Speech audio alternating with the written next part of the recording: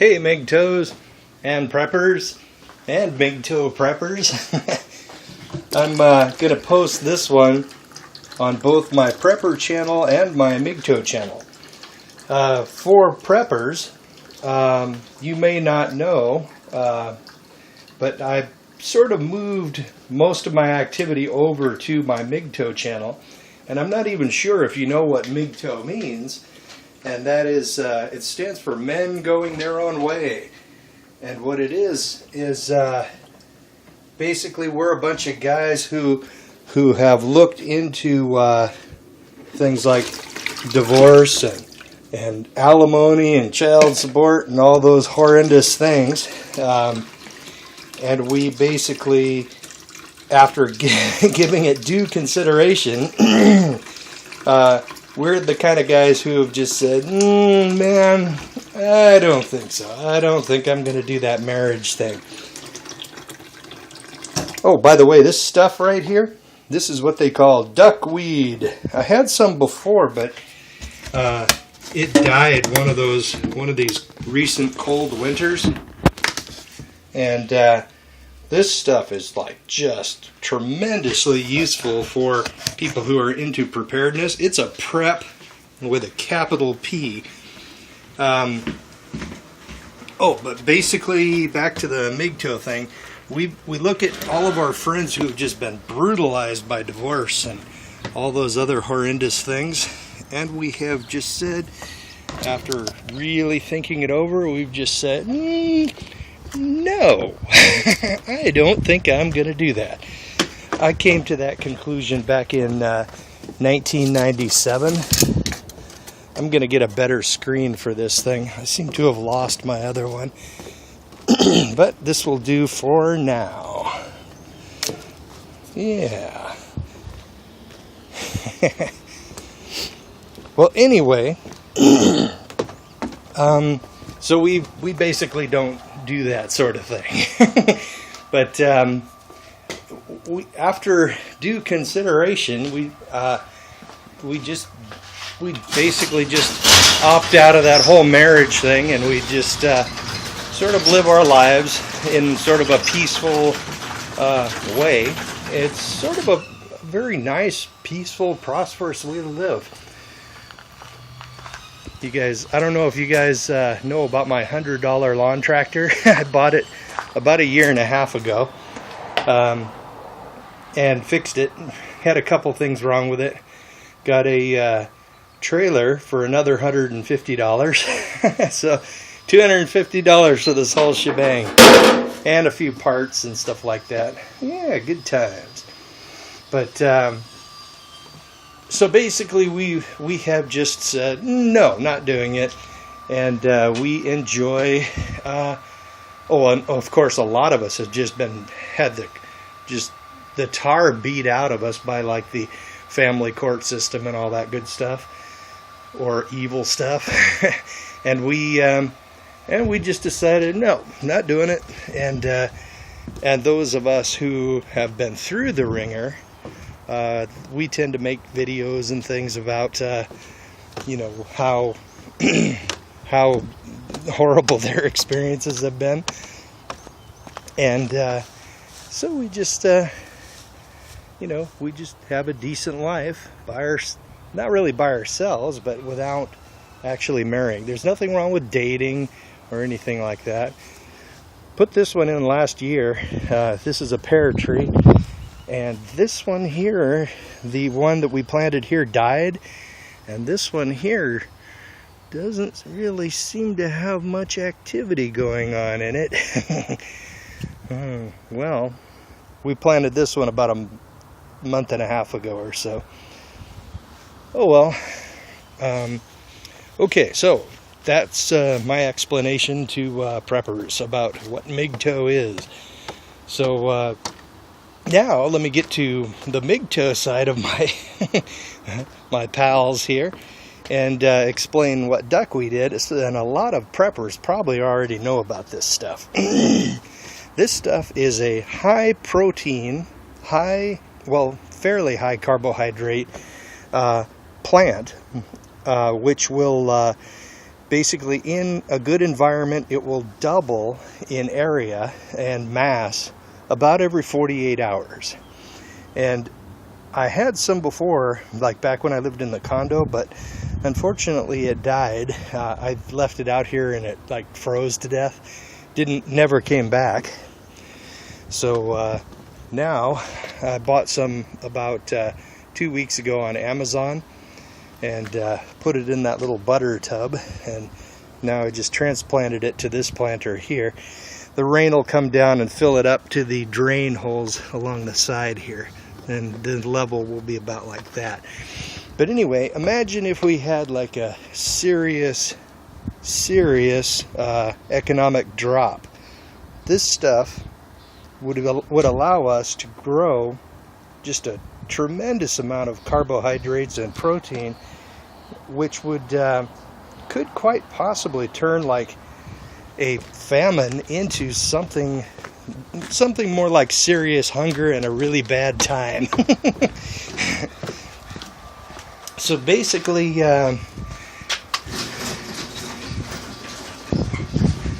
so let's see. So my plan is, I'm just going to keep it in a tub like that.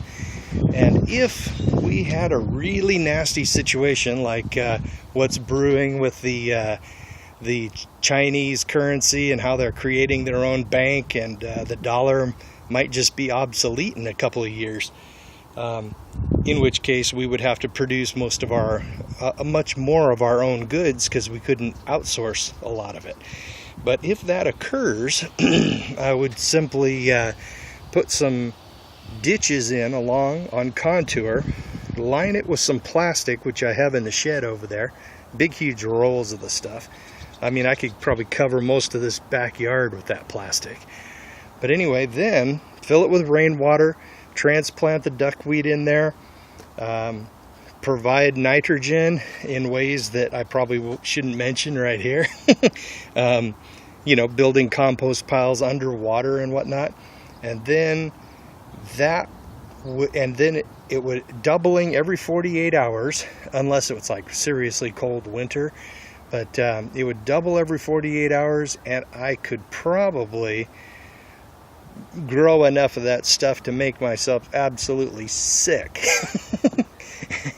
of that material after a few months. And then I could spread it. I could like hand it out to other people and show them how to grow it and create just a sort of an expanding area of peace and non-starvation around my own property and around where I live here, that would expand outward at a fairly rapid rate, and then that would cause the frontier of people not starving to expand outward fast enough, hopefully, that I would be in sort of a little peaceful little area. Hey, neighbor!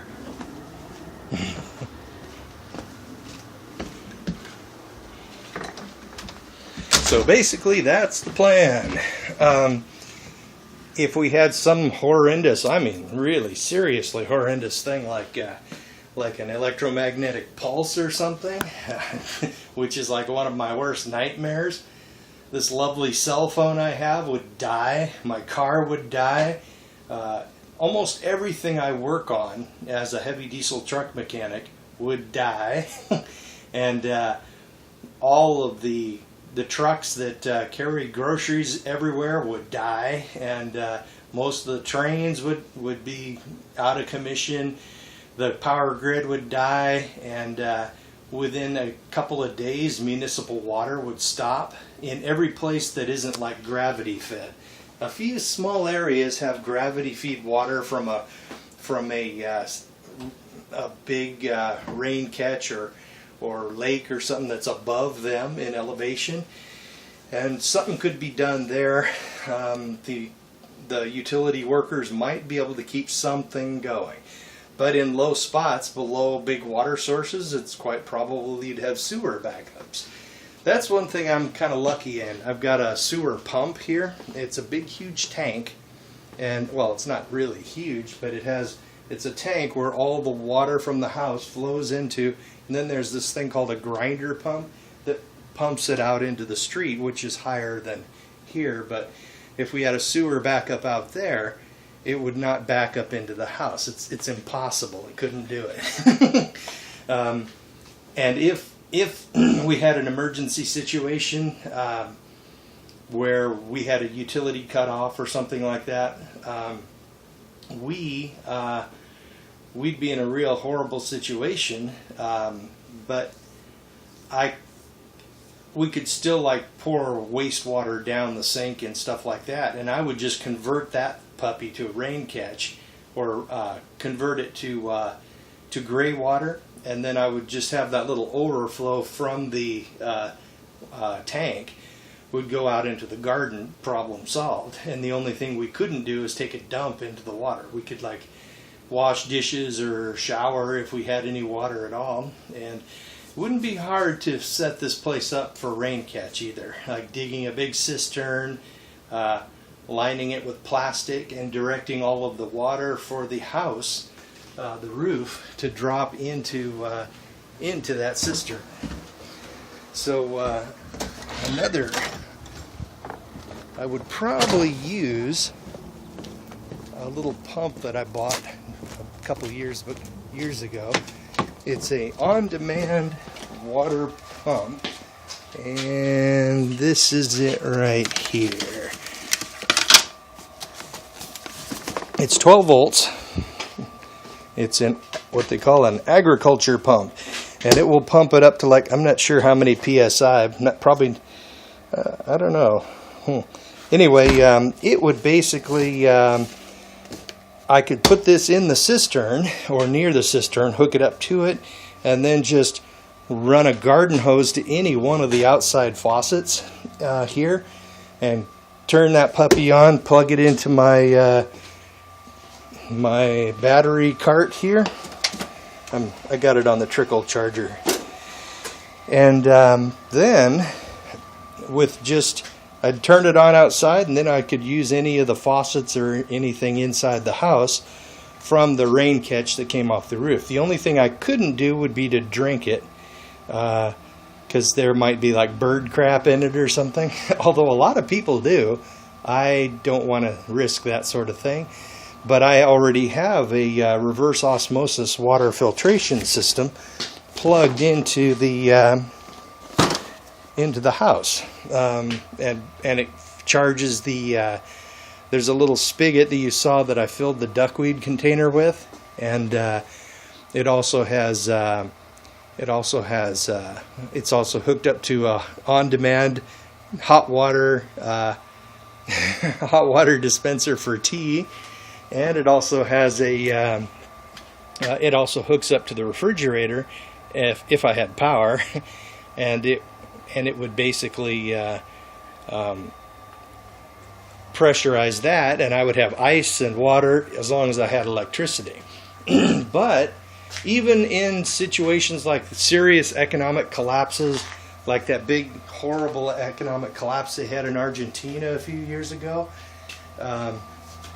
Even places like that, during times like that, they still had power intermittently, even if it's like rolling blackouts and power for like 1 hour a day or something. That would still be enough for my ice maker to be popping out some ice and frozen containers inside the freezer that I could then switch over to the refrigerator every day. So it would be doable, but difficult. But anyway, the duckweed is just another piece of the puzzle that you can add to your preps, which, just in case there is like a serious problem, just in case that occurs, it would come in handy. Like any kind of like serious economic collapse, like in another Great Recession, probably wouldn't need it, but it would have to be something a little bit more dramatic. And with that banking system that China is building, with even Switzerland signing up for it, I think. But it's going to be an alternative to the Federal Reserve System and the world reserve currency, which has been the dollar for the last however many years, since 30s or something. At least the 70s. That's when we really started pushing out the money.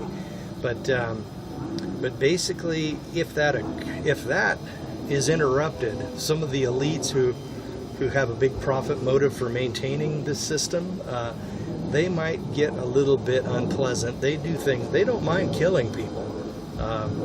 So they would also have a tendency to blow up countries, or maybe do an EMP attack on China or something, and in which case we would probably have a nuclear response, and man, could it get gross.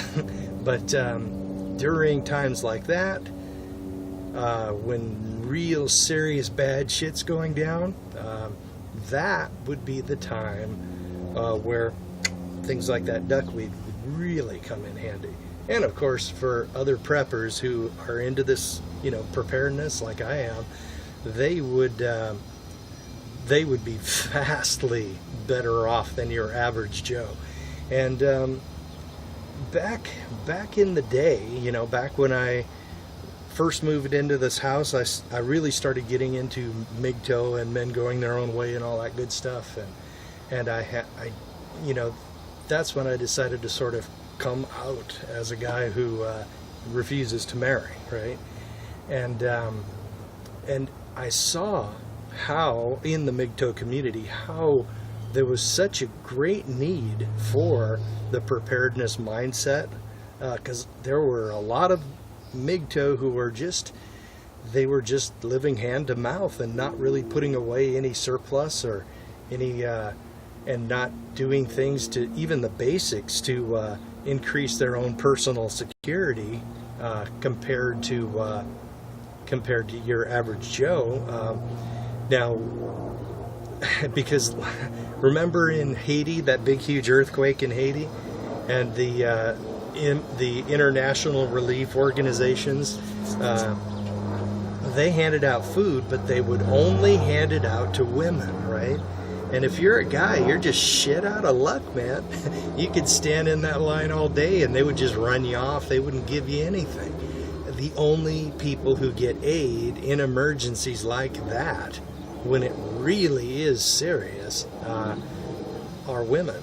And guys, that just quadruples our reasoning of why we actually need this MGTOW lifestyle, because if we don't take care of ourselves, nobody else is going to do it. So that's one of the reasons why I decided to move my focus on my YouTubing, move it partially over to MGTOW from preparedness. But I'm still a prepper, still into this sort of thing, and I couldn't recommend it more. Let's see.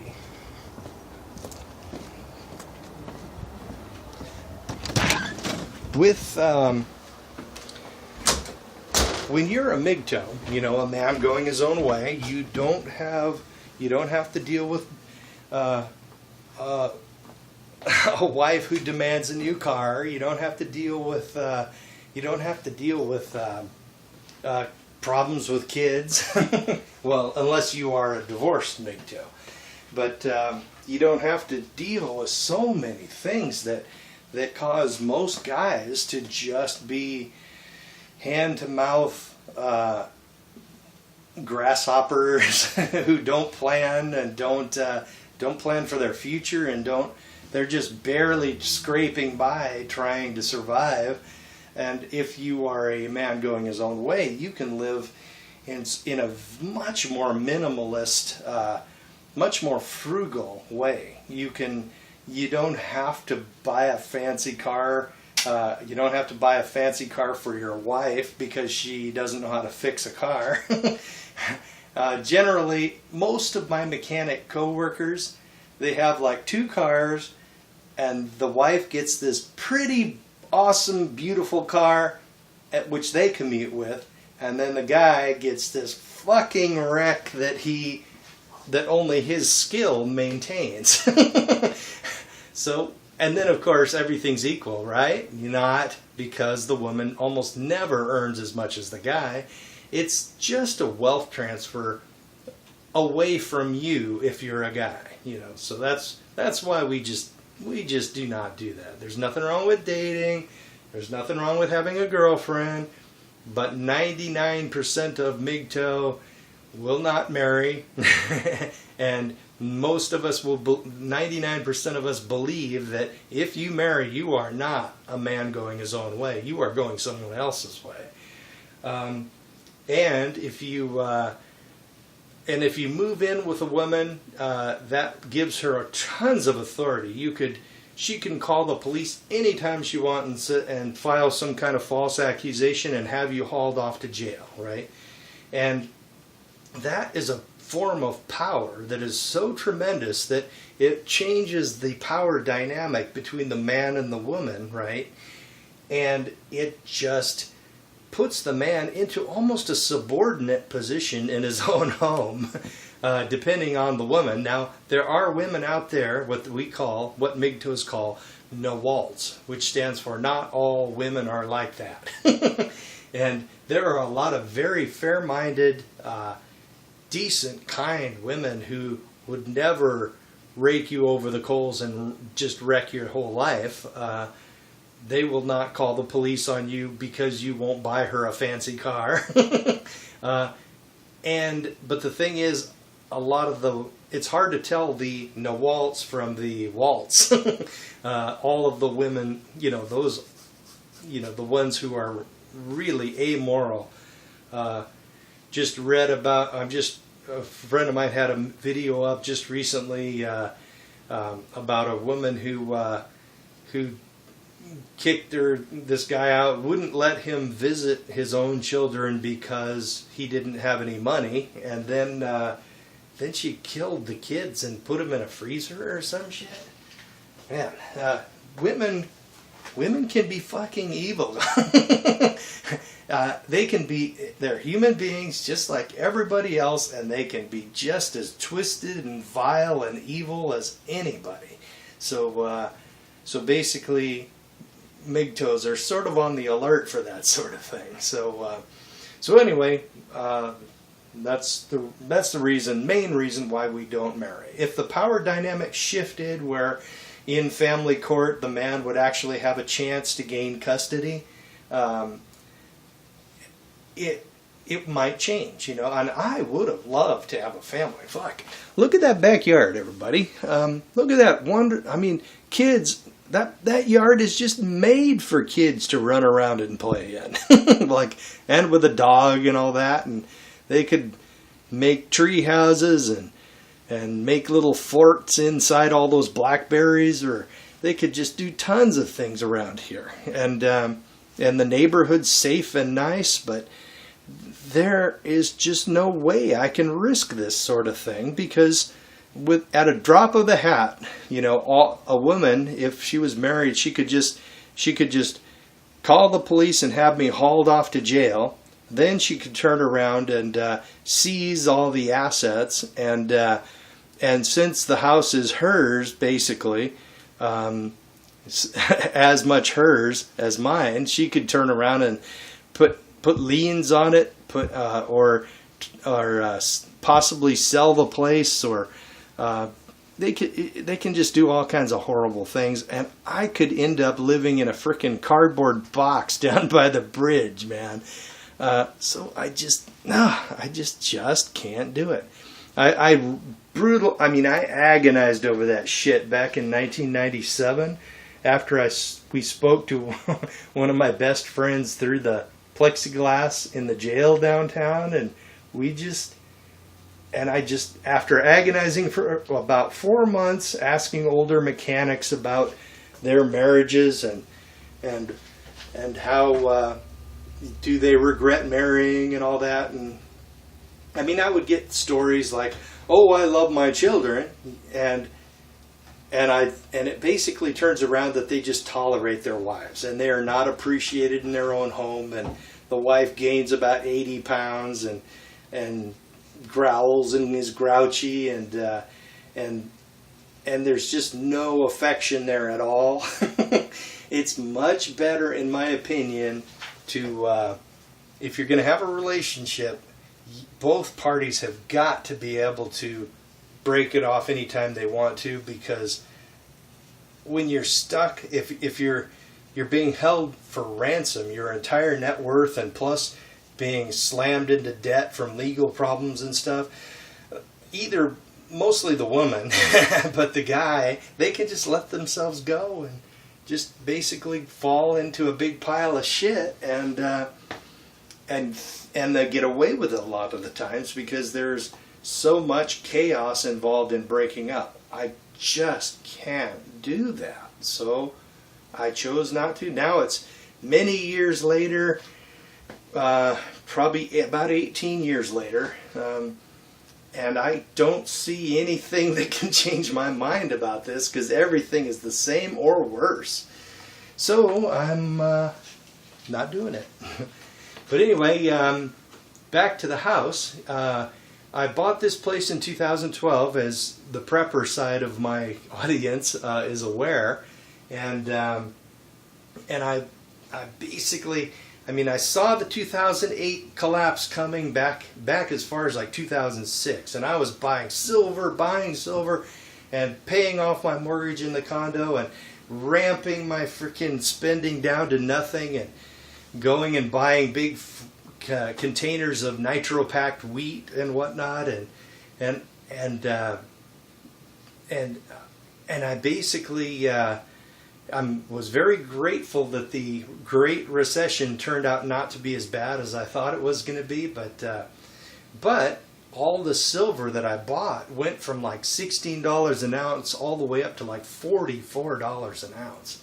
That in 2008 we of course dropped into recession, and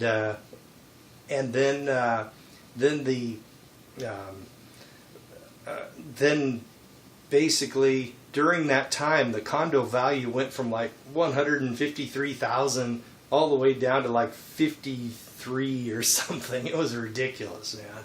And then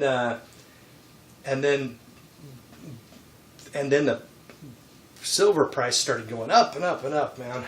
And then it topped out at like $44 an ounce, many times what I bought it for.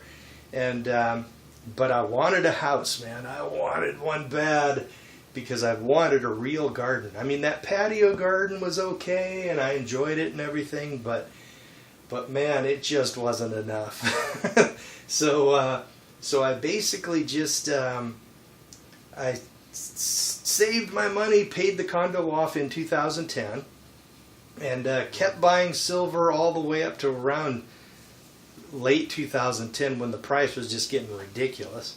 And then 2011 it topped out and started coming down, but the real estate prices were still dropping, and I was watching it and monitoring it and looking at ads and surfing all kinds of real estate websites, and then in 2012 it looked to me like it bottomed. So I pulled the trigger, started seriously shopping, and then I located this place, and I cashed in almost half, maybe about a third of my silver for a down payment on this house. And at those inflated rates, I mean, I got a bit of a tax hit, although I used the silver that I bought most recently at the higher prices, like $24, $25 an ounce, but I cashed it in at $34 an ounce, and then bought this place. And then I was agonizing. I made a video about it. I was agonizing about should I sell the condo? I mean, the value of that condo was just in the toilet, or should I just put a renter in it? And a lot of my subscribers were saying, sell it. and I just couldn't bring myself to do it. So bit the bullet and put a renter into it. And there's this overweight, nice enough lady. She's hot for me. What can I say? And she's my age, and she's seriously overweight, and she's a feminist too. But anyway, she pays her rent on time, and doesn't give me any trouble, and keeps the place better than I ever did. And but now she's moving out, and the condo has gained almost $30,000 in equity since 2012. So the gamble, I believe, has paid off, and at the end of this month, end of April that is, she's moving out and moving in with her mom, a place her mom owns, and then then her mother is going to downsize and move in with her, and then they'll be living sort of frugal, which is good, smart, and it's just in time for me because we are reaching the point where the economy is about to turn around and start heading down again. I made a video on my MGTOW channel, something about economic cycles, and I'm selling the condo. I'll put a link into it. And basically my observations are that every 8 years or so, I mean all the way since 1992, about every 8 years we have a big downturn, and then the economy normalizes, and then it takes about 8 years for the whole cycle to continue until the point where it drops in.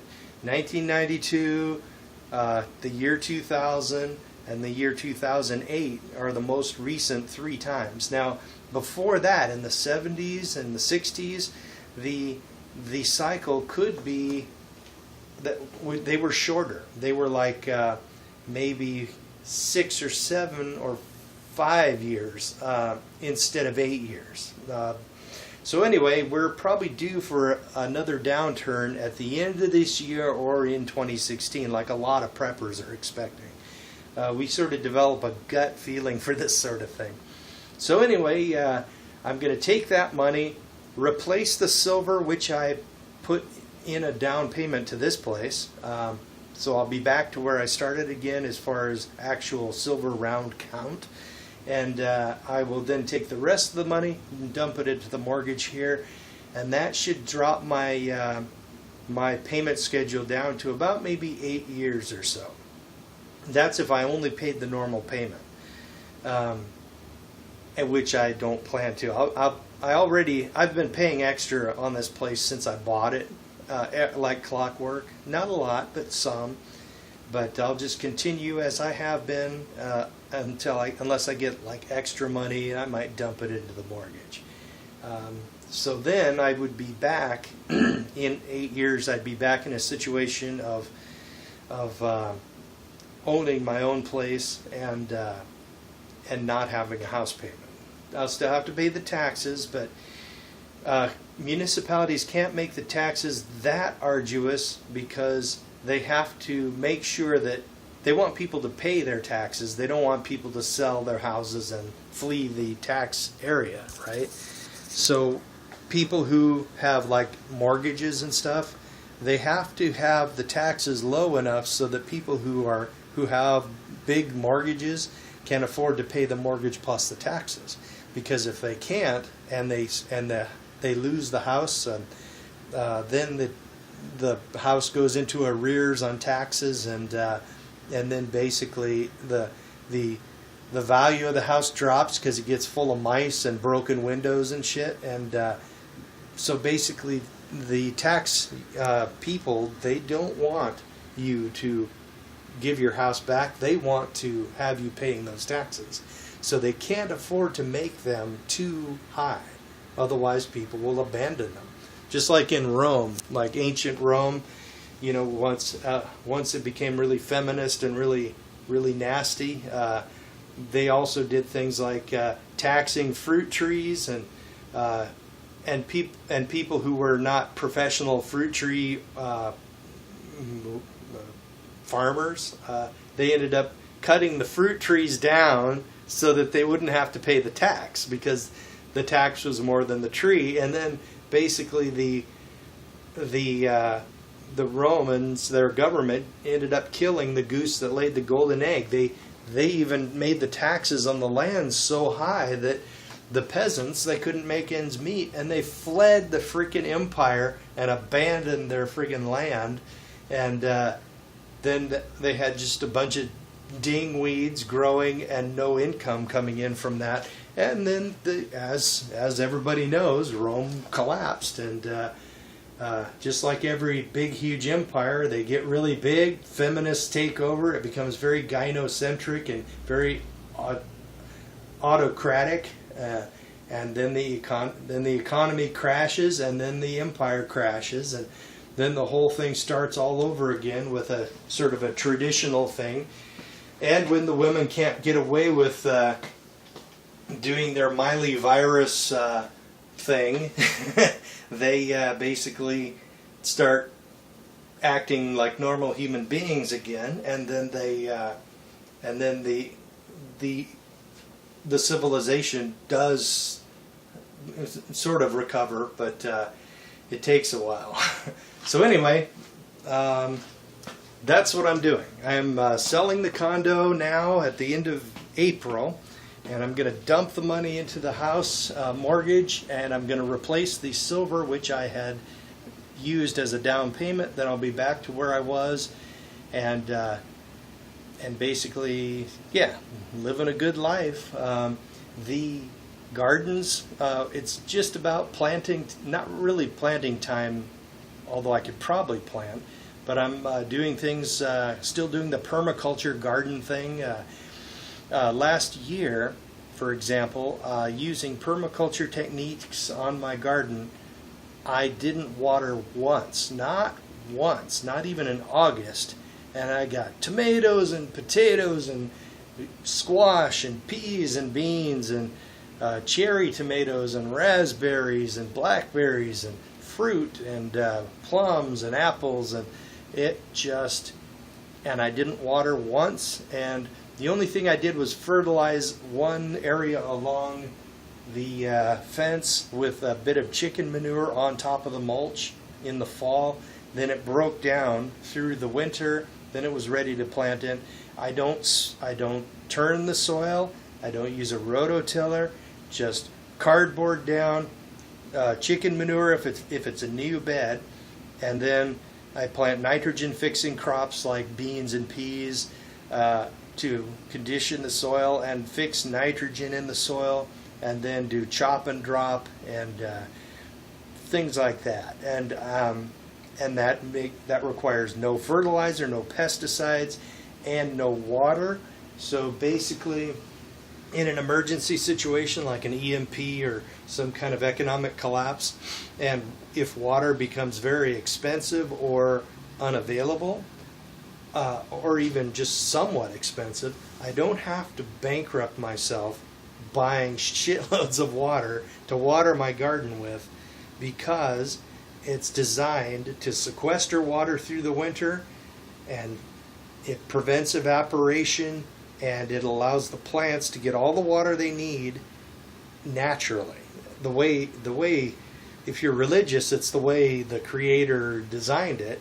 And all of this tearing the soil and turning it all up and destroying the microorganism colonies and the fungal nets, and then killing all of that stuff, that all of those systems that exist to sustain the soil, and then they just and then all the dead bodies of all those organisms are underground, releasing nitrogen, and your plants do great the first year, not so great the second year, and the third year you might as well move because you've killed it, especially if you turn the soil again. So instead of doing that, I just throw chicken manure on a rocky, nasty, horrible soil. Doesn't matter. Then cardboard to suppress the weeds over the winter, and then wood chips on top of that. Done. And then in the springtime, you can put your hand that far down into the soil, and the rocks become the rocks just move out of the way when you put your hand in the soil because the soil is so soft. Dandelions that manage to pop up through the mulch, you can just grab them and just sort of work them in a circle and pull the whole freaking root out and lay it on the soil surface. And little bulb weeds, like little flower bulb weeds that we've got, I just pull those out and set those on the surface, and then they disappear. Something comes by and squirrels away with it. Maybe it's squirrels. So anyway, that's definitely the way to do it. I'm also going to do my composting tomato planters again. This compost tumbler is good, the one that I've got out there.